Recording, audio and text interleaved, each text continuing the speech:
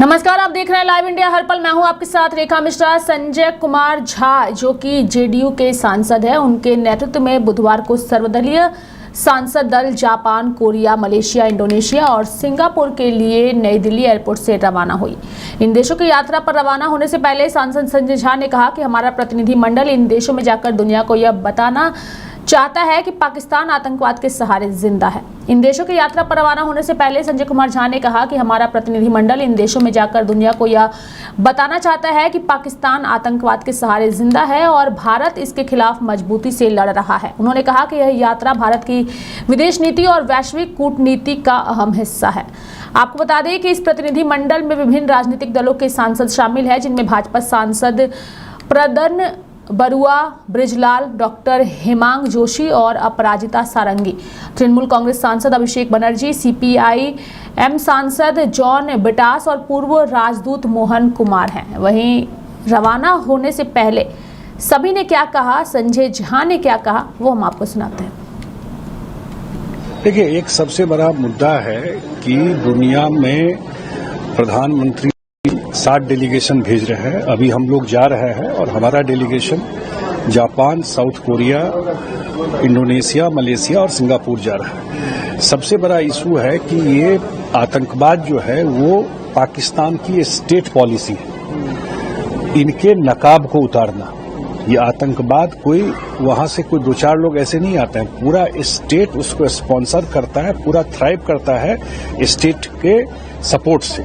इस बात को पूरे दुनिया में जाकर के बताना। और दूसरी बात जो है, जो एक न्यूक्लियर ब्लफ है, जो हमेशा बोलता है कि मैं आतंक कोई घटना हो गई तो न्यूक्लियर ये कोई, इस ब्लफ को भी खत्म करना कि ऐसा नहीं होगा कि हम आपके आतंकवाद और हमारे यहाँ आकर के टेररिस्ट एक्टिविटी करते रहिए और उसको हम झेलते रहेंगे। तीसरा है सिंधु इंडस रिवर का जो इशू है, वो सब इशू जब भी 1960 में हुआ, उस समय उसका सबसे बड़ा था कि फ्रेंडली और कॉपरेशन के रहेगा दोनों कंट्री में। उसका तो कुछ बचा नहीं।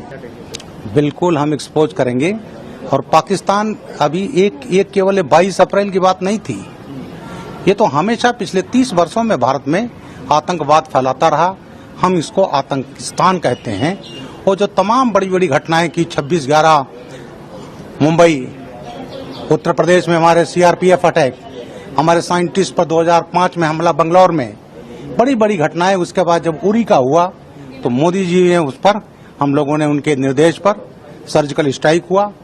2019 किया इन्होंने पुलवामा, फिर हम लोगों ने एयर स्ट्राइक किया। हम लोग सर थे पाकिस्तान सुधर जाएगा, नहीं सुधरा। फिर 22 अप्रैल को जो नृशंस इन्होंने 28 लोगों की हत्याएं की, उसके बाद ऑपरेशन सिंदूर चला। हमारा केवल टारगेट था उनके आतंकी ठिकाने, उनको हमने बर्बाद कर दिया। लेकिन हम जानते थे कि पाकिस्तान अपनी ओछी हरकत से बाज नहीं आया। उसने हमला किया और हमने उसके जो जितने उसके असलहे थे, मिसाइल्स थे, ड्रोन्स थे, उसको हमने बर्बाद कर दिया। और उसके बाद भारत को रिटेलिएट करना पड़ा और हमने उसके 11 एयर बेसेस तबाह कर दिए। पाकिस्तान घुटनों पर आ गया। लेकिन हमें इसको पूरी दुनिया में, वर्ल्ड कम्युनिटी को इसमें पाकिस्तान को एक्सपोज करना, उसी सिलसिले में हमारी डेलीगेशन जा रहा है। डेलीगेशन जो आज रहा है, हम निकल रहे हैं, जापान जाएंगे, जापान से कोरिया, फिर सिंगापुर, मलेशिया, इंडोनेशिया, ये 5 देशों में हम जा रहे हैं। सांसदों का ग्रुप है, कुछ एक्सपर्ट्स है, और वहाँ ये हमारा जो काम है, वहाँ जा करके पाकिस्तान जो आतंकिस्तान बन गया है, उसकी करतूतों को उजागर करेंगे। ये बहुत ही आवश्यक है, क्योंकि पाकिस्तान ने जिस तरह से हरकत की है, वो हमारे देश में तमाम बड़ी बड़ी आतंकी घटनाएं करता रहा। लेकिन इसका जवाब देना शुरू हुआ 2016, जब उरी में किया इन्होंने, हमने सर्जिकल स्ट्राइक किया। 2019 में किया, पहलगाम पर 40 सीआरपी जवान मारे, तो हमने बालाकोट पर एयर स्ट्राइक किया। और अब हम सोचते थे ये सुधर जाएगा, लेकिन सुधरा नहीं। और 22 अप्रैल को हमारे 28 लोगों की नृशंस हत्या कर दी। प्रधानमंत्री ने कहा था हमें आतंकी ठिकानों को बर्बाद करना, हम करेंगे, मिट्टी में मिला देंगे, और हम लोगों ने मिट्टी में मिला दिया।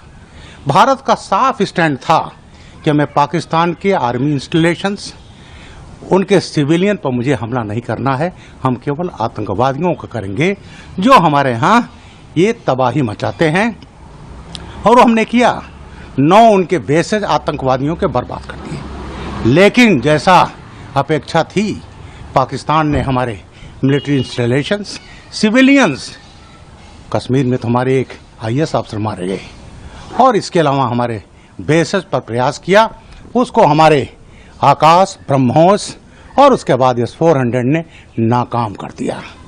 तो ये जो है हमारा अभी है कि ऑपरेशन सिंदूर चालू है, और स्टैंड हमारा है, कोई आतंकवादी घटनाएं होंगी तो हमको युद्ध मानेंगे, और यही चीज हमारा स्टैंड है। उसको इन देशों में जा करके वहाँ के राजनयिकों के साथ, वहाँ के सीनियर लीडर्स के साथ हम अपना स्टैंड स्पष्ट करेंगे, भारत की नीति स्पष्ट करेंगे, और पाकिस्तान, उसको हम आतंकिस्तान कहते हैं, उसको एक्सपोज करेंगे। सर कितने? ये हमारा आज से शुरू हो रहा है और हम 3 जून को वापस आएंगे। सबसे पहले तो मैं उनको ऑल द बेस्ट विश करना चाहती हूँ, क्योंकि ये जो मिशन बना है वो एक ही कारण की वजह से बना है कि कैसे पाकिस्तान को और पाकिस्तान का आतंकवाद को सपोर्ट, जिस तरीके से उनको ट्रेन करते हैं, समर्थन देते हैं, फाइनेंशियली एड करते हैं, उनको आर्म्स देते हैं, वेपन्स ट्रेनिंग करते हैं और उनको संरक्षण भी देते हैं, उनका एक्सपोज करना बहुत जरूरी है। ये ग्लोबल हब ऑफ टेरर बन चुका है। तो एकमात्र उद्देश्य है कि जब हमारे ऊपर पहलगाम का हमला हुआ तो हमने कार्रवाई में उनके जो भी आतंकी कैंप्स हैं उनको खत्म करने का काम किया। उनकी पाकिस्तान आर्मी आकर बचाव करने लगी आतंकवादियों का। तो ये हमारा मिशन है। हम सब एज इंडियंस विदेशों में जाकर देश की बात जो रखनी है वो हम रखेंगे। दूसरी तरफ मल्लिकार्जुन वहाँ पर मरे हैं पहलगाम में, अगर उसको सुरक्षा मिला होता तो ये हादसे नहीं होते। और एक स्मॉल वार की उन्होंने बात करी पाकिस्तान के साथ, इसको लेकर काफी विवाद। जिस तरीके से पाकिस्तान लगातार आतंकवादी हमला कर रहा है, चाहे वो 26/11 मुंबई के आतंकवादी हमला हो या पहलगाम हो, हर एक मौत जो है उसकी अकाउंटेबिलिटी बिल्कुल देश की होती है और देश की सरकारों की होती है। पर इस समय पर जब एक अहम मुद्दा लेकर हम विदेश जा रहे हैं तो उम्मीद करते हैं कि ऑल पार्टी मीटिंग, जो हमारी पार्टी ने भी कहा है, कल हमारा प्रेस रिलीज में भी यही था कि ऑल पार्टी ब्रीफिंग करेंगे, बताएंगे कि क्या क्या कारण था सीज फायर को लेकर, क्यों ऐसा है। डोनाल्ड ट्रंप ने पहले जवाब ट्वीट किया, फिर हमने फॉलो अप किया। तो ये सारी चीजें बातचीत का हिस्सा तो होंगी, पर इस समय पर जब पूरा देश एकजुट है तो सवालिया निशान खड़े करना, मैं मानती हूँ, goes against the spirit of जो एक बना हुआ है देश। As a citizen of the country, I can say that sending 7 delegations to around 33 countries by Prime Minister Modi's government is a highly well thought out exercise. And the idea is to communicate to the international community India's stance on cross-border terrorism. The intention is to communicate to the different countries of the world that as far as terrorism is concerned, as far as violence perpetration within the boundaries of India is concerned, irrespective of political parties, we are all one, and there can absolutely be no compromise with the safety and security of 140 crore Indians. Prime Minister Modi and his government want to communicate to the international community that Pakistan's role in this entire ceasefire pre and post must be understood by one and all. Our relationship with Pakistan must be understood by one and all. Why did we keep Indus Water Treaty in abeyance must be understood by one and all. So I think we are going to set the right kind of narrative. It's extremely important to have the right kind of narrative containing facts and figures when we talk to people from different countries. And as you are aware of the fact that we would be going to around 33 countries, and most of these countries are those who are members of the Security Council. You know that there are about 15 members in the Security Council, 5 permanent and 10 non-permanent. Pakistan is also one of the members, and their term would come to an end in the next 17 months. Now, we are not a member of the Security Council, so whatever transpires within the meeting hall when the Security Council meeting takes place, I think we would not be a party to it. So it's extremely important that Pakistan should not be misleading those countries. So it's very important for all of us to go in advance, to do the homework well in advance, and go and set our narrative, put the facts and figures straight before all of them so that they are able to appreciate the viewpoints of India. We are also going to some of those countries who are extremely important in the international arena, apart from these UNSC members, are those whose voices are heard by one and all. So I think it's a mix of all important countries that we are going to. It's a very well thought out strategy on part of the government of Prime Minister Modi. We are very optimistic. We are very hopeful that we will be achieving the results that we are hoping for.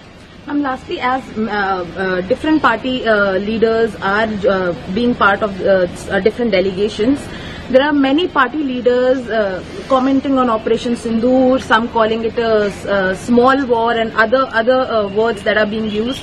How do you see when everyone is going... To every action of Prime Minister Modi, there is always an equal and opposite negative reaction. So I don't think we should attach importance to a few dissenting voices. They would always remain.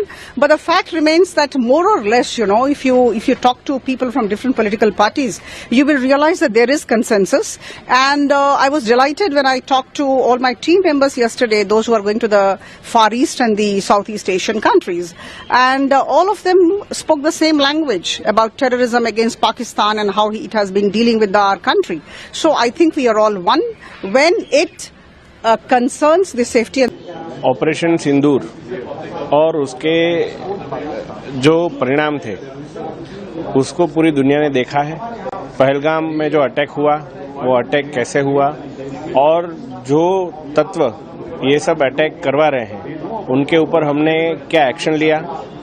माननीय वड़ा प्रधान श्री नरेंद्र भाई मोदी जी को पूरी दुनिया से पूरा समर्थन इस आतंकवाद के खिलाफ की लड़ाई में मिला है। ऐसा नहीं हुआ है कि हमारे साथ सिर्फ चंद 2-3 देश आकर खड़े रहे हैं। सभी लोगों ने इस आतंकवाद के सामने की लड़ाई में हमारा पुरजोर से समर्थन किया था और इस आतंकवाद की लड़ाई को और इस लड़ाई को ज्यादा मजबूत बनाने के लिए पूरे विश्व को इसमें साथ जोड़ने के लिए यह डेलीगेशन आज जा रहा है। हमारे लीडर श्री संजय झा जी के अध्यक्षता में हम सब विविध 5 देशों का दौरा करेंगे और अलग अलग सेक्शन से हम बातचीत करेंगे और पूरा विचार जो भारत का विचार है उस अच्छा है। कम से कम टीएमसी इसको बॉयकॉट करने जा रहा था, लेकिन इस देश की जनता की जो प्रेशर है पाकिस्तान का खिलाफ जैसा जनमत बना है देश भर में, टीएमसी देखा अगर पाकिस्तान के खिलाफ नहीं बोलेंगे तो हमें राजनीति करना मुश्किल है। केवल मुस्लिम वोट की तरफ देखते हुए इस प्रकार स्टेप लेते हैं वो लोग, लेकिन आज मजबूर जाना पड़ा।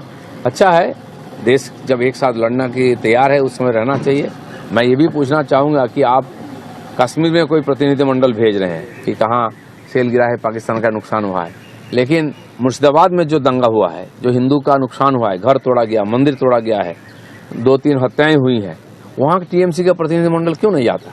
क्यों हिंदू का साथ खड़ा होकर नहीं बोलता कि हम आपके साथ हैं, हम आपको देखेंगे? तो यहाँ जो पीड़ित है उसको देखने नहीं जाते हैं। ममता बनर्जी 15 दिन के बाद जाते हैं, जब एविडेंस मिटा दिया जाता है, मीडिया के सामने ना आए, मीडिया को घुसने नहीं दिया जाता है, इस प्रकार परिस्थिति बनाया जाता है। जो पीड़ित जो कैंप में है उनके साथ मिलने नहीं देते, मीडिया को छुपाना चाहते हैं और यहाँ से कश्मीर भेज रहे हैं।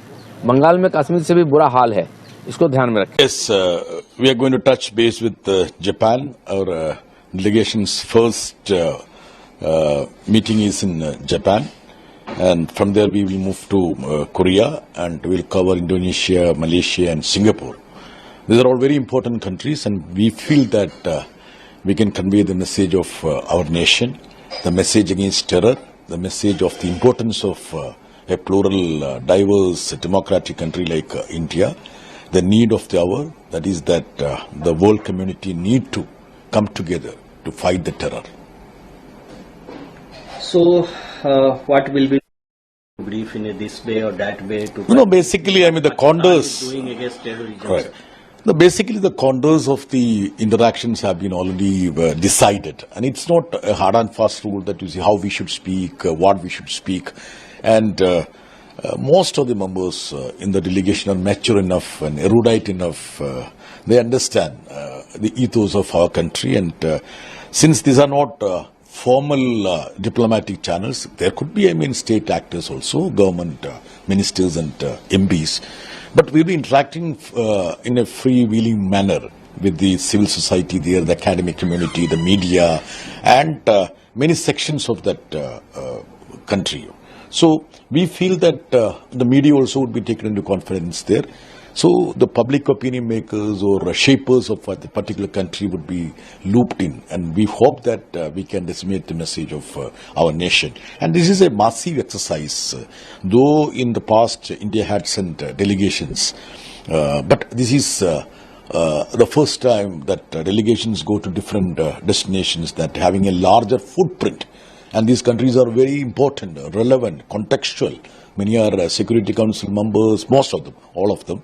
And those countries who are going to be Security Council members, those countries like Indonesia, Malaysia, Singapore, etc., which has got sizable Muslim population, and picking up countries from different geographical locations. And I think this would be fruitful, that our concerns are addressed by the world community. My last question is the post-operation Sindh. A terror infrastructure in Pakistan, and after that the delegation is going to the abroad. So is the agenda to expose Pakistan, that how the Pakistan terror supporting terrorism and the giving shelter to terrorists, and how India has dismantled the terror infrastructure only in Pakistan? Amit bhai, let me just tell you bluntly, basically the difference between India and Pakistan the distinction has to be, highlighted. I always feel that Pakistan is a country which was born out of a religious frenzy or fervor, plunged into some sort of a theocratic system. India is a plural, democratic, with rich diversity. See the composition of this all-party delegation. Different sections of people, different geographical entity. I'm a Malayali, there are somebody from Punjab. This is something, I don't think any other country can claim. So, hyphenating India with Pakistan itself is a crime. We are going to speak about that. And Pakistan itself has admitted that, they have been supporting terrorists and terrorism. They have confided and confessed.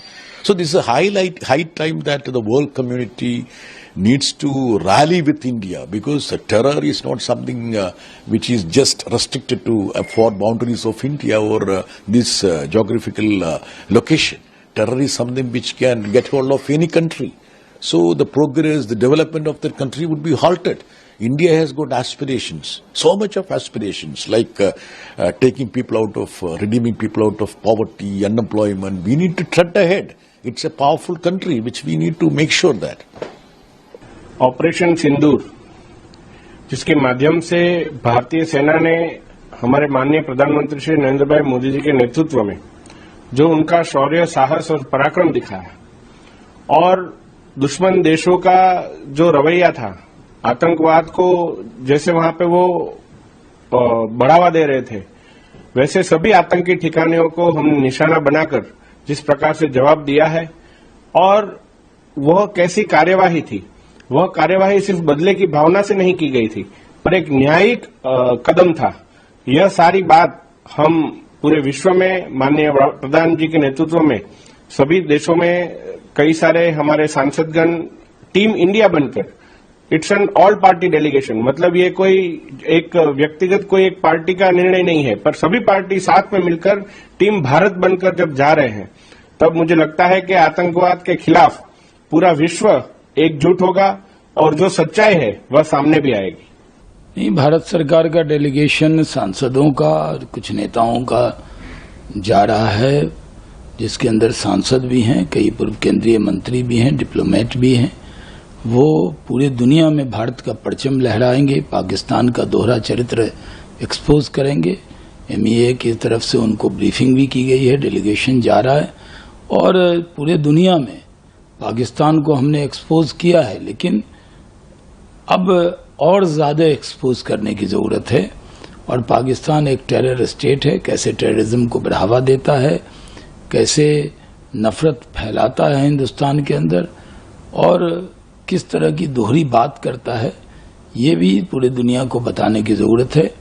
और ये सांसदों का delegation, ये देश का delegation है, देश की बात को रखेगा और पाकिस्तान को एक्सपोज करेगा। तो संजय कुमार झा के नेतृत्व में जो है सर्वदलीय सांसद दल जापान, कोरिया, मलेशिया, इंडोनेशिया और सिंगापुर के लिए आज रवाना हो चुका है और अब ये सांसद विदेशों में जाकर के ऑपरेशन सिंदूर की सराहना करते करते पाकिस्तान को बेनकाब करने का भी काम करेंगे।